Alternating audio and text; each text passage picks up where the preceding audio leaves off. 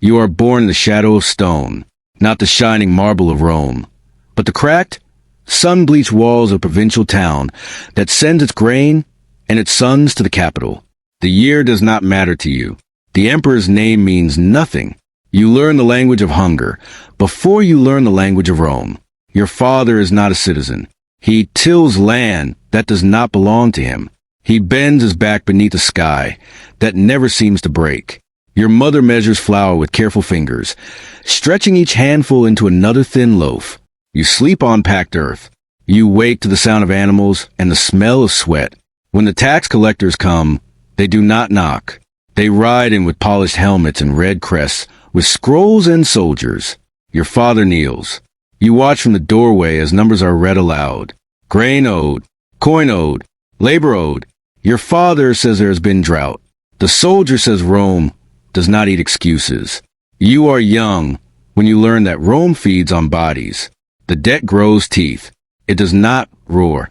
It simply waits. You are 8 when your father signs his mark on a tablet he cannot read. You are small enough to believe that ink can solve hunger. The soldier's hand rests on your shoulder, heavy and deliberate. Your mother does not scream. She presses her lips together until they turn white. You are handed over as collateral. The journey to Rome smells of animals and fear. You are not alone. Boys your size, some smaller, some older, shuffle in chains that clink like distant bells. You try not to look at their eyes. The road stretches endlessly. Dust coats your tongue. At night you sleep tied to strangers. When you first see the city, it does not look like a monster. It gleams. Marble columns, arches, statues of gods who never seem to blink. The crowd swallow you. The noise never stops. Sellers shout. Wheels grind against stone. Somewhere in the distance, a roar rises and falls like a living thing. You are sold beneath an awning. The man who buys you does not ask your name. He inspects your teeth, your shoulders. He presses his thumb into your ribs as if testing fruit. He nods once. Coin changes hands. You belong to a ludus now. The Gladiator school smells of iron and oil. The walls are high. The gates are thick. Inside, men move like shadows carved from muscle. Some bear scars like maps across their skin. Others are missing ears, fingers, pieces of themselves that never grew back. You are 10 when training begins in earnest. A wooden sword is placed in your hand. It is heavier than it looks. You are taught to stand, to pivot, to thrust, to fall without breaking your neck. The lanista watches from the shade, his eyes narrow and calculating. He owns you the way he owns the blades, the sand, the air you breathe. You learn quickly that pain is instruction. If you hesitate, a staff cracks across your back. If you drop your guard, your opponent's wooden blade bruises your ribs purple. You eat barley and beans, thick porridge meant to fatten you, to build you. You are not being trained to live. You are being shaped to die correctly. You are 12 when you understand the rules. You will fight when commanded. You will fight whom you are told. You will not refuse. Victory earns you praise, better rations, a longer chain. Defeat earns you sand in your mouth and the crowd's decision. The crowd decides everything.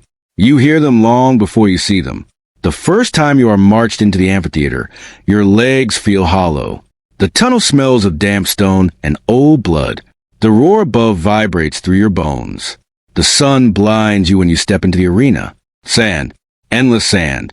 The stands rise in tears, filled with thousands of faces. They do not see you.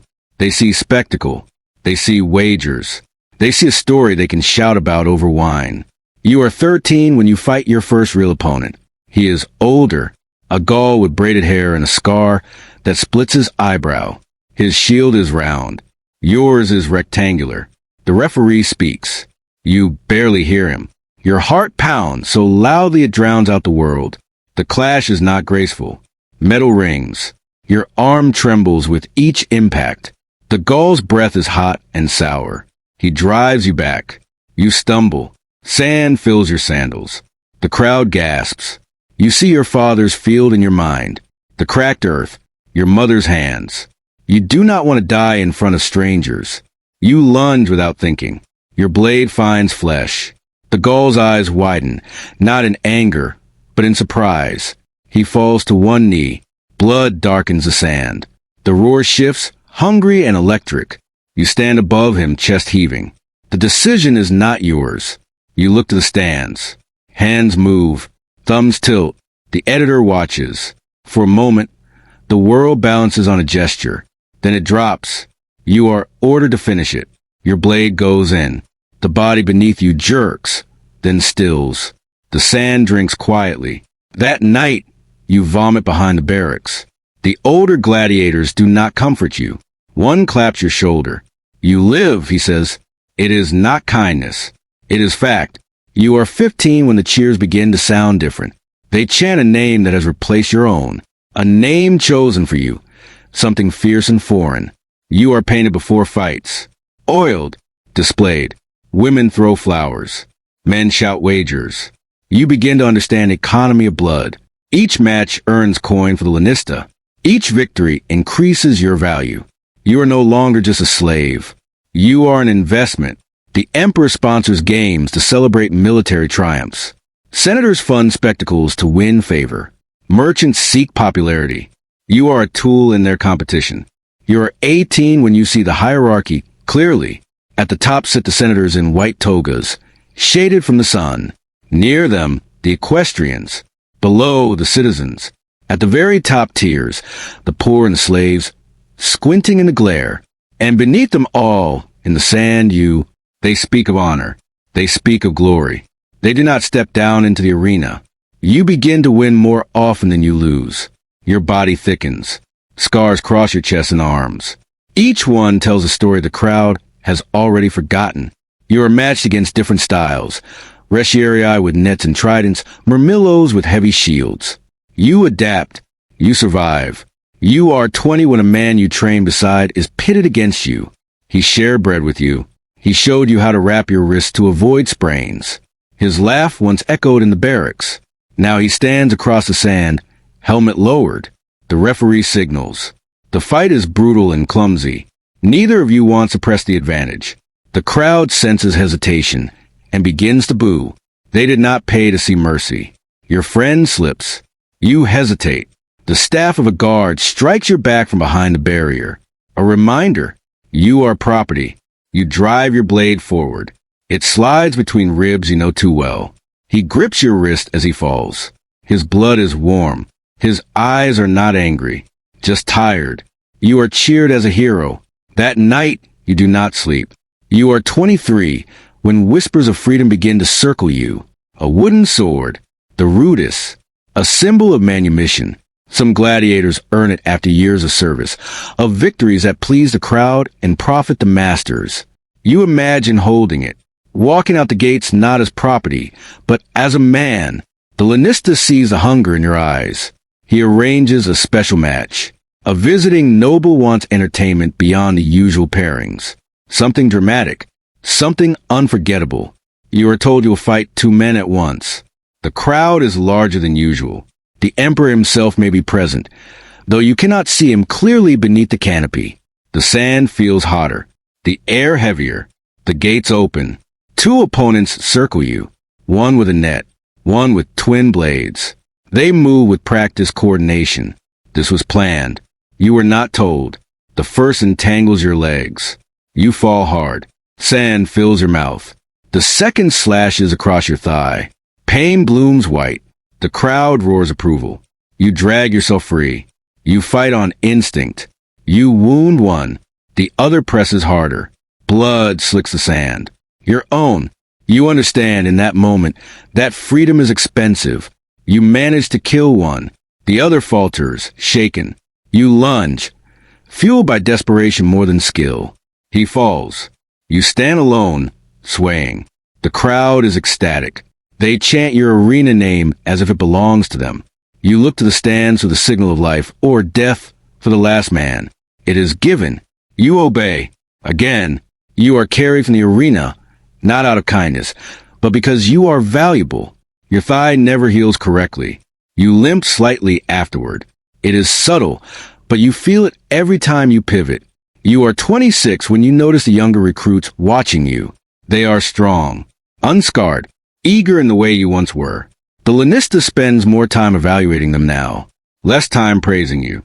Your matches are still frequent, but the opponents grow more dangerous. Exotic beasts, larger men. You begin to tire more quickly. The cheers still come, but they are thinner. The crowd is always hungry for novelty. Your scars are no longer new. You are 20 when you fall in the arena and do not rise immediately. It is a simple mistake, a misjudged step. Your bad leg betrays you. Your opponent, younger and faster, drives you back. The sand feels cold against your cheek. You roll just in time to avoid a killing blow.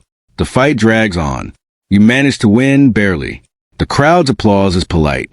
You see it in the Lanista's eyes afterward. Calculation. Replacement.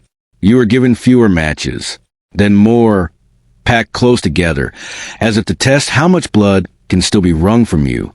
Your body aches constantly now. Old wounds throb in damp weather. Your hands shake in the mornings. You are 30 when they match you against a champion from another Ludus. He is 20, broad-shouldered, unscarred. The crowd loves him already. They want to see if he can defeat the veteran. You are framed as the obstacle in his ascent. You enter the arena one last time with the weight of years pressing on your spine. The fight is swift. You are slower. He is relentless. Your shield splinters. Your breath burns. You try to remember the field of your childhood, but it is distant now, like a dream you cannot quite grasp. He disarms you. You kneel in the sand. The world narrows to the blade at your throat, and the roar of thousands. You lift your eyes to the stands. Faces blur together. They are excited, anticipating. You do not beg. The signal comes. The blade descends. It is not dramatic. There is no speech, no revelation, just a sudden, sharp pressure and then a spreading warmth. The sand meets your cheek again, more gently this time. The noise fades.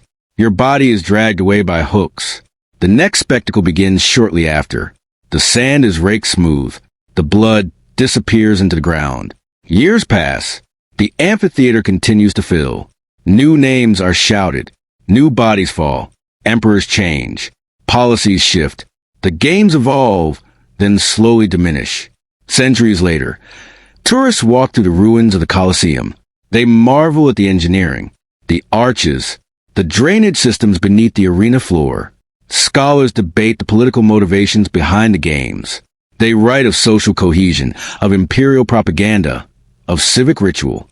Your name does not appear in their texts. They study inscriptions that commemorate victories. They analyze seating arrangements and class divisions. They reconstruct armor styles and fighting techniques. They admire the grandeur. They do not trace the outline of your life in the sand. Somewhere beneath the stone, beneath layers of earth and time, fragments of bone remain, indistinguishable from countless others.